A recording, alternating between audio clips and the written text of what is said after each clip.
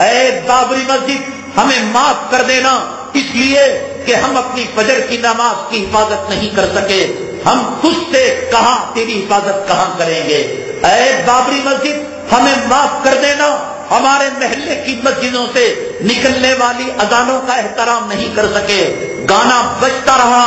Cinema چلتا رہا، match ہوتی رہی، ناچ گانا ہوتا رہا۔ بابری مسجد ہم تجھ سے اذان کے امیدوار کب بنیں گے؟ ہم اپنی مسجدوں کی اذان کی حفاظت نہ کر سکے، اپنی مسجدوں کی مصلی کی حفاظت نہ کر سکے، ممبر کی حفاظت نہ کر سکے، محراب کی حفاظت نہ کر سکے، ہم نے اپنی مسجدوں کو اپنے ہاتھوں سے ڈھایا، اپنی مسجدوں کا قتل کیا، اپنی مسجدوں کا خون کیا۔ انما یعمر مساجد اللہ من آمن باللہ، قرآن یہ کہتا ہے کہ نماز پڑھنا مسجد کی آبادی ہے، نماز پڑھنا تلاوت کرنا مسجد کی آبادی ہے۔ کتنے مسلمان فجر میں الصلاۃ خیر من النوم کی آواز سن کر حالت جنابت میں والی بیوی کو چھوڑ کر مسجد کی طرف رخ کرتے ہیں۔ بابری مسجد ہمیں معاف کرنا، جو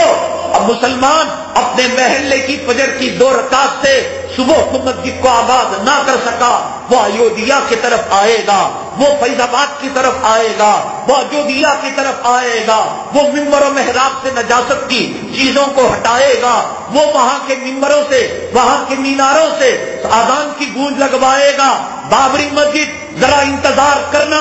امت کی مائیں جب صلاح الدین ایوبی کو جنم دیں گی، بابری مسجد معاف کرنا، امت کی مائیں جب ٹیپو سلطان شہید کو جب دوبارہ جنم دیں گی۔ بابری مسجد ہجڑے بن چکے ہیں نوجوان، بابری مسجد امت کے نوجوان دولت کے پجاری ہو چکے ہیں، مال کے پجاری ہو چکے ہیں، بفے سسٹم میں کتے سوروں کی طرح انہیں کھانوں سے فرصت نہیں، عورتوں کے غلام بن چکے ہیں، ان کے حیث و نفاس کے کپڑے دھونے سے جب فرصت ہوگی۔ بابری مسجد ہم تیرے بارے میں سوچیں گے، جورو کی غلامی سے جب فرصت ہوگی، بابری مسجد معاف کرنا ہم تیرے بارے میں سوچیں گے۔ اے بابری مسجد دکان کی غلامی کا تاؤ اور دولت اور مال کی غلامی کا تاؤ جب ہمارے گلے سے نکلے گا، بابری مسجد معاف کرنا ہم تیرے بارے میں سوچیں گے۔ بابری مسجد امت کے نوجوان ہجڑے پن سے جب توبہ کریں گے، ہم تیرے بارے میں سوچیں گے۔ بابری مسجد جب امت کے نوجوانوں میں خالد بن ولید کی شجاعت پیدا ہوگی،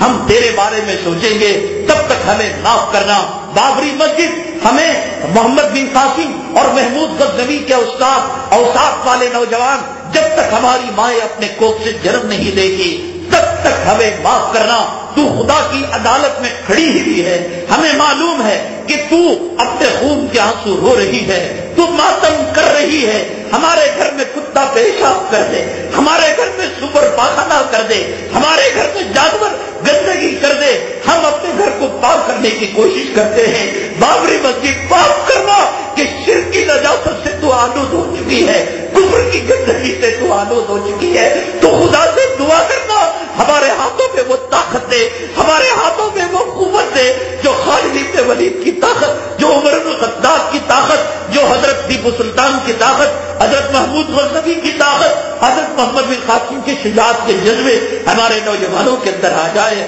ہمیں کب فرصت ہے دنیا سے، ہمیں کب فرصت ہے زمین کی دلالی سے، ہمیں کب فرصت ہے جورو کے غلاموں سے، ہمیں کب فرصت ہے۔ بابری مسجد تو اللہ کی عدالت میں کھڑے ہو کر، کٹہرے میں کھڑے ہو کر ہم جانتے ہیں ہمارا ایمان ہے، تو رو رہی ہے، تو گڑ گڑا رہی ہے، تو امت کو فریاد کر رہی ہے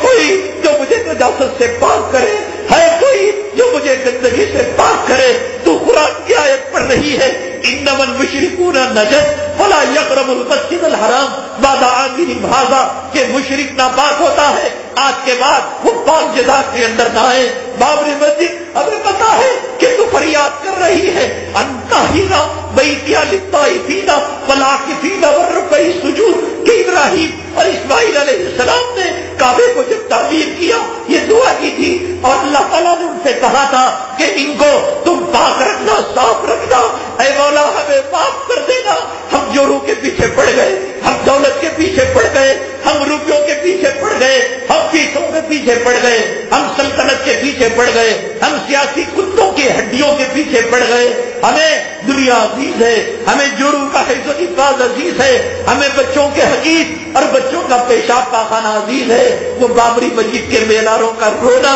ان کے خون کا آنسو بہانا، اس کا فریاد کرنا آج ہمیں سنائی نہیں دے رہا ہے، بلکہ یہ باتیں کچھ